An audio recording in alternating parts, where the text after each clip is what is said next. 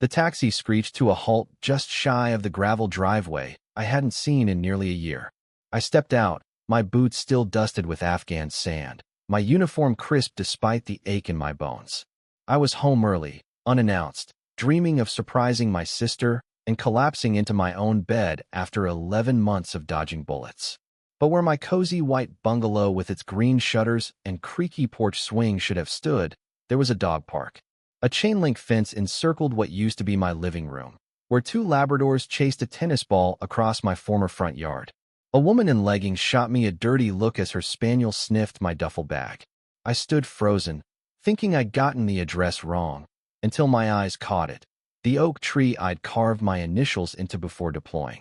Its scarred bark stared back, defiant, rooted in what was still my land. Except my land had been stolen. A garish HOA sign proclaimed Cedar Grove Community Park, sponsored by the Homeowners Association. A plaque beneath it preached about harmony and shared joy. My pulse thundered louder than mortar fire. A passing jogger, sipping a smoothie, shrugged when I asked about my house.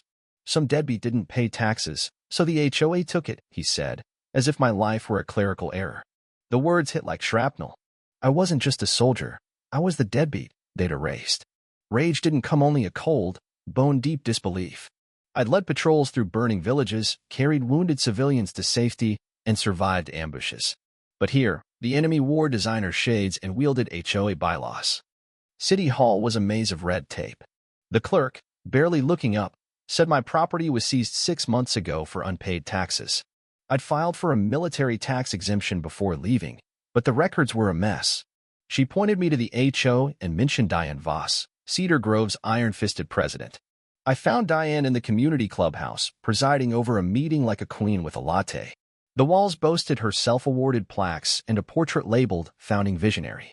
She was berating a kid for hanging string lights when I interrupted.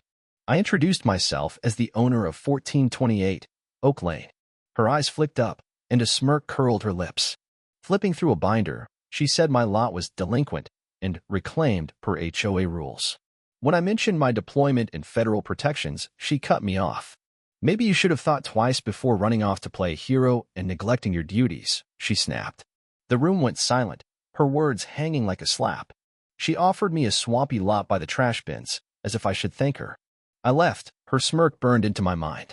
That night, in a dingy motel, I stared at the ceiling, my body home, but my soul still at war. This wasn't Afghanistan. This was dirtier.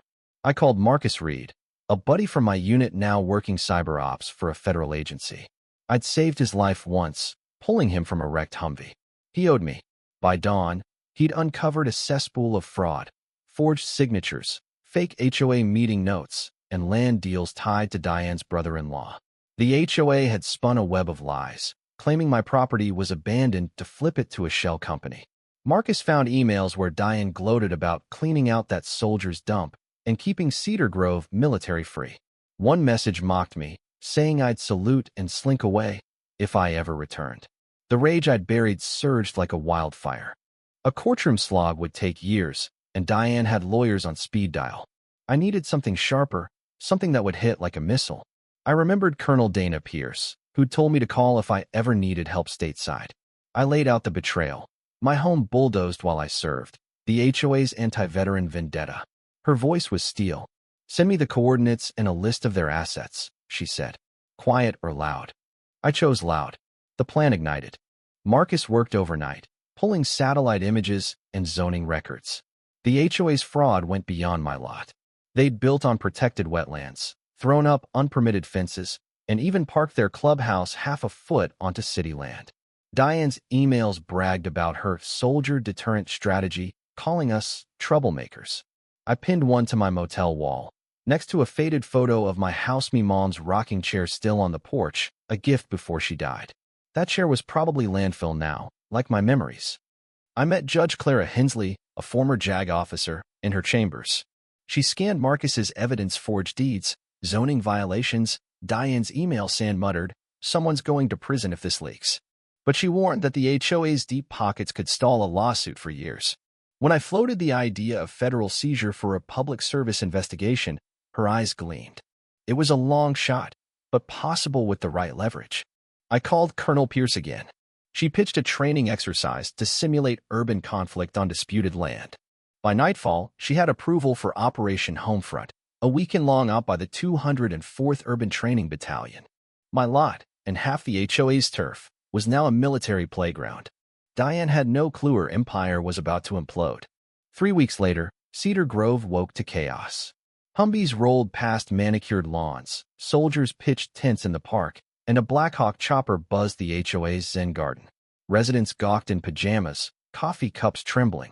Diane stormed out in a satin robe, clutching a mug that read Cedar Queen.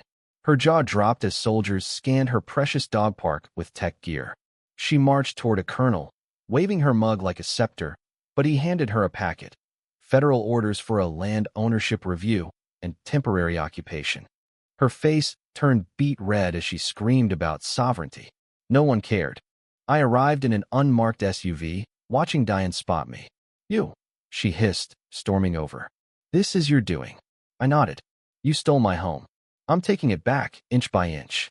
She tried to argue, but I asked when she last checked her own property lines. Her silence was deafening. The mayor and Judge Hensley had already greenlit the ops. Soldiers cordoned off the clubhouse, pool, and garden, all built on stolen land. Diane tried barricading herself in the clubhouse, but the county had given us the keys. Her wine fridge now held MREs. Her living room became a map room. Residents panicked, some waving pizza box protest signs, others calling news crews. A few, fed up with Diane's fines for petty nonsense like unapproved daisies, brought me coffee and whispered support. By noon, media vans lined the gates. Diane's press conference flopped as cameras zoomed in on military tape around her HOA sign. When a reporter asked why a veteran's home was razed, she snapped, her rant airing nationwide by dusk. Social media erupted with "Justice for SGT Ellis" and "Down with Diane." Marcus sent me gold, leaked footage from a private HOA meeting where Diane mocked soldiers, called my house a shack, and laughed about bulldozing it while I was in combat. I sent it to the press with 3 words: "I'm home now." It went viral. The VA condemned the HOA. Civil rights groups offered legal aid. Diane's allies bailed, her brother-in-law faced IRS probes, and her contractor flipped to save himself. The military issued eviction notices for 11 homes, including Diane's, built on fraudulent land. Residents wept or packed in silence. Diane's law firm dropped her. By nightfall, a sign declared Cedar Grove a federal training zone. Diane, who once fined people for wind chimes, now had soldiers on her roses. I walked my old lot, where soldiers had marked my home's foundation.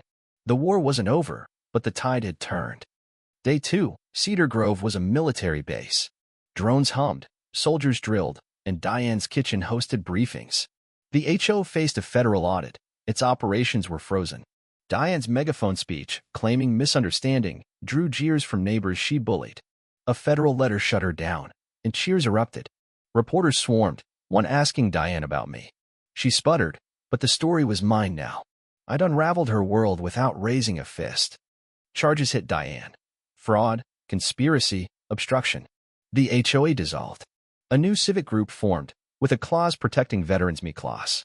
Reconstruction began. The VA and donors funded my home's rebuild, down to mom's porch swing. Neighbors, once silent, brought food and help. One apologized for not fighting Diane sooner. "It's what you do now," I said. Diane fled town, her legacy memes and lawsuits. Cedar Grove Bloom kids played, yards grew wild, smiles returned. I never expected my toughest fight would be here, against a tyrant with a clipboard.